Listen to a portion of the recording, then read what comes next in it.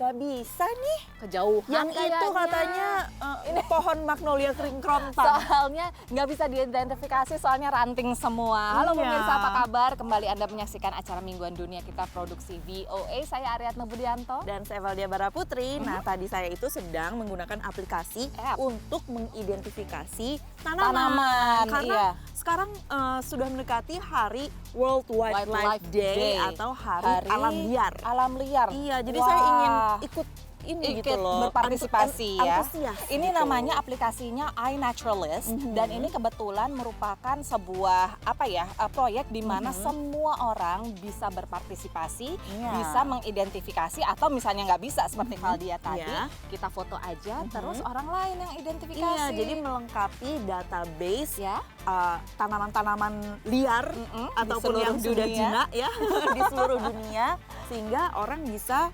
mempelajari banyak hal dari database itu. Iya, langsung aja kita lihat liputannya pemirsa.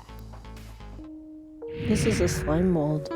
Di waktu luangnya, arsitek dan desainer tata kota ini senang memperhatikan lingkungan. Ever since I was a little girl, I've been interested in the natural world.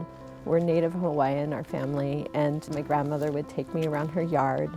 She would show us all the plants and how you use them.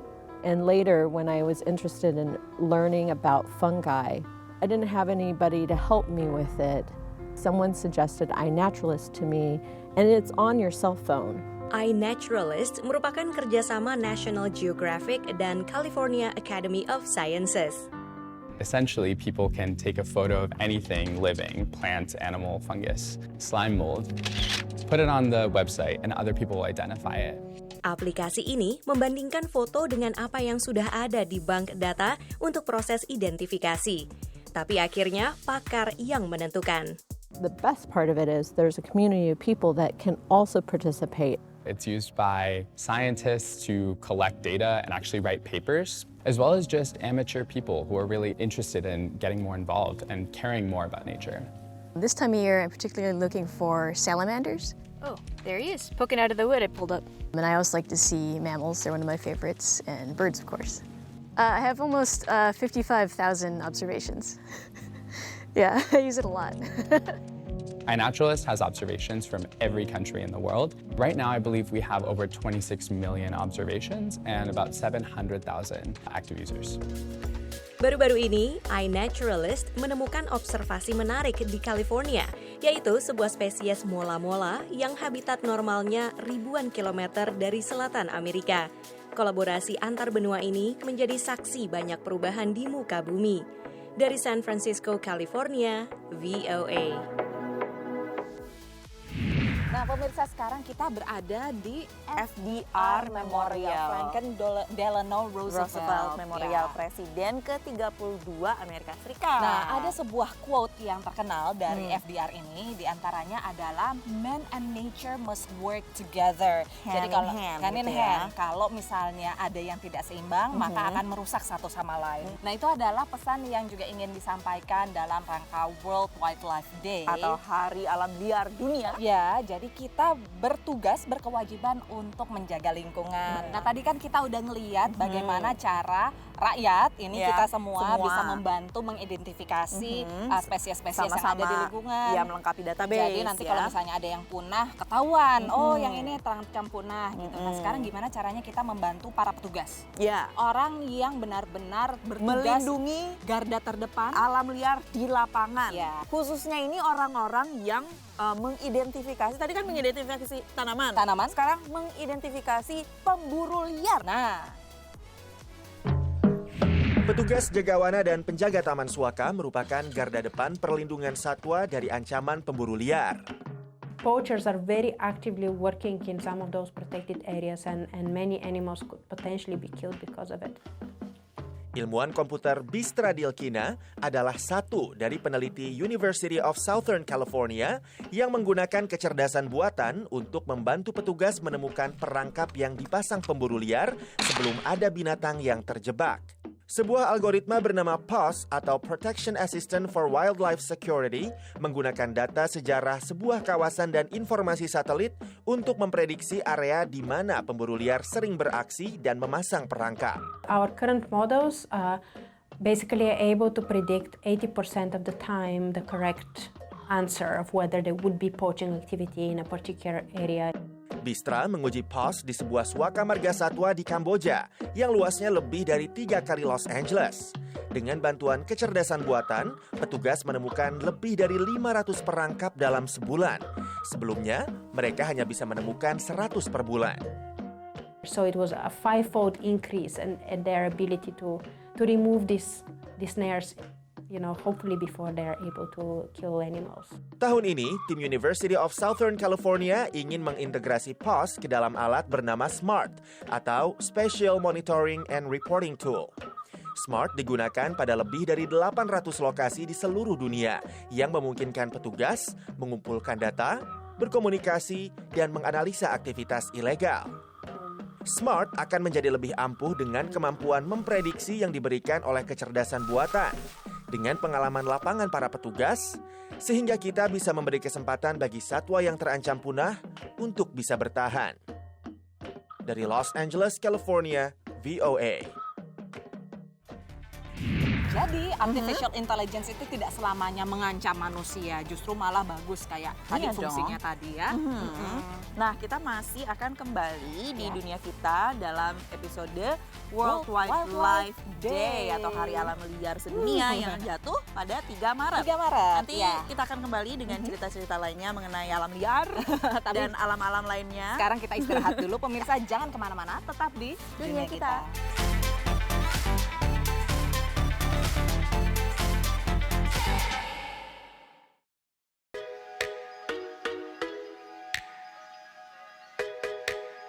Itu sudah mau sebentar berbunga lagi. Ya. Iya. Mungkin bulan Washington depan ya. DC ini akan menjadi cantik pemirsa, akan menjadi putih dan pink ya, apalagi di kawasan ini Tidal Basin dengan adanya bunga-bunga sakura. Tapi ini agak aneh karena ini masih Februari tapi bunga sudah mulai menunjukkan tanda-tanda untuk bermekaran. Aku curiga jadi ini ada perubahan iklim. Iya, jadi memang musim dingin kali ini pemirsa tidak terlalu dingin, tidak sedingin sebelumnya di Washington DC. Nah, pemirsa, dari sini kami ingin mengajak Anda untuk melihat bagaimana kiprah para seniman untuk mencoba meningkatkan awareness atau ini ya, kepedulian dan kepedulian masyarakat terhadap perubahan iklim.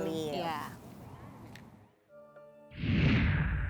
Pameran The Climate Change Art menampilkan sedikitnya 75 karya dari 15 seniman yang prihatin akan dampak pemanasan global terhadap lingkungan. Pameran ini disponsori oleh Honoring the Future, sebuah kelompok yang menggerakkan masyarakat untuk sadar akan isu-isu perubahan iklim. Seperti potongan kertas yang rumit ini, yang menyoroti keindahan sekaligus kerapuhan terumbu karang dan gletser. Dan bagi pengunjung pameran, karya seni di sini menyampaikan pesan penting. The far-reaching effects of what we do as a species and how it's affecting everything else. It's going to be a domino effect if we're not careful. Potongan kaca karya Toots Sinski ini terdiri dari potongan benang kaca. Di studionya di Providence, Toots mengerjakan karyanya tentang burung yang terancam punah. Grew up in an incredibly beautiful natural surrounding, and there were just myriads of birds and of every possible kind in the Northeast, and they started dwindling. Kreasi Sinski ini berawal dari mesin unik yang turut ia desain. Mesin ini menghasilkan benang yang ia gunakan sebagai bulu burung dalam karyanya. In bird wings, a lot of the color variations do happen because of an almost thread-like crossing of different layers. Ada pula karya Nancy Cohen yang menggambarkan jalur air perkotaan. Is super fragile, and I think that that's kind of representative of this whole climate change exhibit, is that just how fragile everything actually is. Penyelenggara berharap pameran ini bisa menyadarkan masyarakat bahwa peran mereka penting dalam melawan perubahan iklim. Sometimes we feel as individuals that we don't have a say. That's not the case, and that you can do things individually and collectively. Dari Providence, negara bagian Rhode Island, tim VOA melaporkan. Udah mulai kelihatan. Iya, udah ada pucuk-pucuknya. Padahal masih musim dingin ini agak loh. mengerikan ini sebetulnya. Ngomong-ngomong soal perubahan iklim, ngomong-ngomong soal World Wildlife Day atau Hari Alam Liar. Bagaimana dengan yang sudah didomestikasi atau sudah diternakan ya, misalnya ternak ya, atau apalah tanaman ini agriculture gitu ya. Jadi bagaimana dengan mereka? Mereka kan sudah tidak bisa kembali lagi ke alam liar karena skillnya sudah nggak ikut ada. hilang ya, udah didomestikasi begitu berpuluh-puluh tahun ya. Tapi tenang saja, Ana, ada orang-orang yang peduli dengan mereka. Skylands terlihat seperti pertanian biasa, tapi hewan-hewan yang ada di lahan 93 hektar ini terselamatkan dari pemotongan berkat Mike Stura. Tidak pernah terlintas di benaknya akan mengelola lahan dan hewan-hewan ini hingga 5 tahun lalu. Evelyn! Spencer, come on! Ada 250 binatang tinggal di sini, berawal dari seekor anak sapi bernama Jimmy. Pemiliknya memajang Jimmy di depan toko berhiaskan labu parang untuk menarik pengunjung ke atraksi pertanian musim gugur. Dalam beberapa hari, tanpa air dan makanan, Jimmy nyaris mati jika Mike tidak menyelamatkan dan membawanya ke dokter hewan. He looked terrible. And I would drive 4 hours each way, and I would sit there with him, and he would put his head on my lap, and I would read him books, and then I would drive home depressed every time. Kondisi Jimmy membaik, tapi Mike selalu terpikir betapa banyak hewan yang terlantar atau diperlakukan semena-mena. Orang-orang pun mulai minta pertolongannya. There's no formula for what I take them. I just have this feeling, like a lot of times, I'll just have a feeling that no one else is going to take them. Sapi ini diselamatkan oleh Mike di Florida setelah badai Florence. Setiap hewan punya kisah. Brianna terjatuh dari truk dengan kecepatan tinggi. Setelah diselamatkan oleh Mike, ada sebuah kejutan. The doctor examined her and he said to me, there is a huge baby in there. You're going to have a baby in a week or 2. She's only 8 months old, and she's very healthy, and they are always right with each other, all day, every day. Walau dibantu sejumlah relawan, Mike tetap harus bekerja keras karena Skylands membutuhkan biaya $750 per hari di luar biaya medis. No cow thinks, hey, I was born for someone to eat. They don't think that. That's purely a human, concept that we, some are pets and some are friends and some are family members and some are for food. Mike mengandalkan sumbangan perorangan, perusahaan, dan penjualan souvenir untuk menutup biaya operasionalnya. Dari Wantage, New Jersey, VOA. Nah, Ana, meski kita tinggal di kota ya. Pastinya masih perlu keseimbangan dengan alam. Meskipun kita bukan tinggal di alam liar. Jadi bisa aja kita berupaya menyeimbangkannya dengan apa? Punya tanaman banyak di rumah, punya binatang peliharaan enggak ya? Gitu ya, mempelajari banyak tentang alam liar. Betul. Meningkatkan kesadaran kita masing-masing. Yang penting juga mengedukasi orang-orang di sekitar kita supaya ikut menjaga lingkungan dan peduli akan masa depan berikutnya. Nanti kita akan kembali membicarakan lebih lanjut soal itu karena kita punya cerita-ceritanya. Tetap di dunia kita.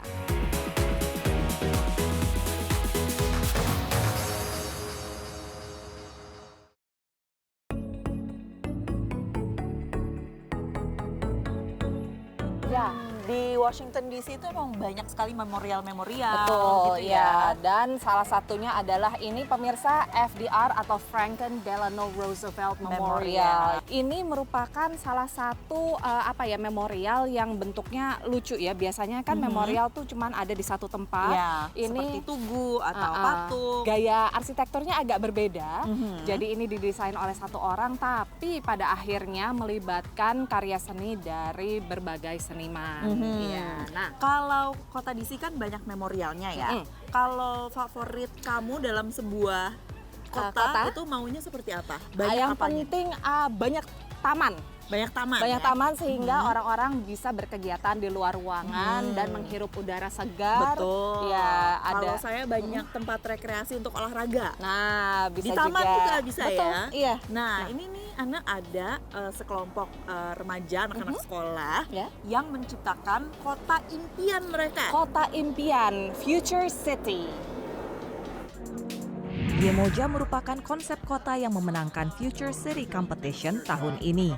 Dibuat oleh tim siswa SMP dari negara bagian Indiana. Tema tahun ini, air bersih untuk masa depan. Jadi siswa harus fokus menciptakan pasokan air minum bersih yang handal untuk sebuah kota. Kompetisi ini bertujuan mendorong siswa untuk membayangkan dan membangun kota-kota masa depan. One thing that makes it resilient is our wastewater wheel. We have root zone, wastewater treatment, water seers, and multiple other devices that help keep our city safe and clean. Juri ingin menggali kreativitas dan imajinasi siswa. They can talk about how the future should be as they see it, right, in their mind, and tackling a problem which they know is going to affect the greater population in the future. And then being able to use the limited resources that they have and also innovate in terms of technology to creatively solve this problem. Kompetisi internasional ini memasuki tahun ke-28, diikuti 45.000 siswa SMP dari 1.500 sekolah di lebih dari 40 wilayah Amerika. And so there's 4 different parts to it. There's a sim city, which is designing a virtual city. There is an essay, a 1,500-word essay that you have to write. There's a model that you have to build, and then there's a presentation which you present at the competition and you answer questions. Getting the model over here, we had to ship it here, and a lot of the parts fell off when we were here, so we had to work a lot on getting those back on. Peserta dari China tahun ini tidak bisa hadir akibat wabah virus corona. We have a really strong Future City program in China, and they have been with us for several years. We always love having the teams there to come to Washington, D.C. Unfortunately, they were unable to join us this year due to travel restrictions, I believe, from China. Sebagai pemenang hadiah utama, tim SMP dari Indiana mendapatkan hadiah $7.500 untuk program sains dan teknologi di sekolah mereka, serta hadiah kunjungan ke Space Camp Amerika Serikat di negara bagian Alabama. Dari Washington DC, VOA. Nah, Ana, ngomong-ngomong soal membangun kota yang ideal, tentunya diperlukan arsitek-arsitek yang ideal juga ya, yang bisa menyeimbangkan antara kehidupan kota dan kehidupan lingkungan. Ya, betul. Dan banyak sekali perusahaan-perusahaan arsitektur pada saat ini ya pemirsa ya, yang berlomba-lomba untuk menciptakan desain yang paling ramah lingkungan atau paling eco-friendly. Dan ini juga dilakukan oleh sebuah perusahaan yang cukup terkenal dari kota San Francisco, namanya Woods Bagot Architecture. Dan arsiteknya adalah orang Indonesia pemirsa. I think earlier in my career, perhaps the most challenging hurdle that I have to get over is being more assertive because of our culture. Memahami perbedaan budaya memang penting bagi para diaspora yang bekerja di Amerika. Namun bagi Patricia Chandrawinata, arsitek yang sudah berkarir di Amerika selama 18 tahun, tantangannya adalah mencari penyesuaian yang tepat karena karakter tak dapat diubah begitu saja. Putting yourself on the table is very important. Jangan malu untuk put yourself forward, and differentiating yourself is also important. And don't give up. Patricia yang berasal dari Jakarta menempuh pendidikan tingginya di Amerika. Setelah lulus dari S1 di Ohio State University dan S2 dari Harvard University, ia mencoba untuk bekerja di Amerika sebelum kembali ke tanah air. Dan mungkin 8 tahun yang lalu, saya ada kesempatan untuk join Woods Bagot. Waktu itu saya join dan mulai mengerjakan proyek Telkom ini. Proyek pembangunan gedung Telkom di Jakarta adalah proyek pertama Patricia di Woods Bagot, sebuah perusahaan arsitektur di San Francisco, California. Proyek ini juga membanggakan karena cukup ikonik. diresmikan oleh Presiden Jokowi dan dinyatakan sebagai tempat kerja bagi generasi milenial. Sebagai Associate Principal, kini Patricia juga bertanggung jawab menangani calon klien dengan berbagai proyek. Architecture is a craft that you can never achieve, perfection. There's always room for improvement. Selalu ada gagasan baru atau the needs and requirements has shifted. Or different programs, there is always a puzzle to solve. It's really what pushed me forward. Patricia's awesome. She's been with us for, many years now. She's really been a huge supporter of developing that work in particular. She's also been involved with our work here in the States, but I think she does a fantastic job with our clients, particularly in Indonesia. Dari San Francisco, California, Valdia Baraputri, Taris Hirziman, Nia Iman Santoso, VOA. Ya itu tadi ngobrol-ngobrol kita, liputan kita tentang soal hari alam liar dunia. Ya, nah pemirsa, kalau misalnya mau ikuti lagi dunia kita serta program VOA yang lainnya, langsung aja ikuti situs kami di www.voaindonesia.com atau juga subscribe di channel YouTube kami VOA Indonesia. Ya, kunjungi juga sosial media kami. Betul. Ada Facebook, ada Twitter, ada Instagram VOA Indonesia. Dari FDR Memorial di Washington DC, saya Aryatno Budianto. Dan saya Valdia Baraputri. Sampai ketemu lagi. Sampai jumpa. Dadah.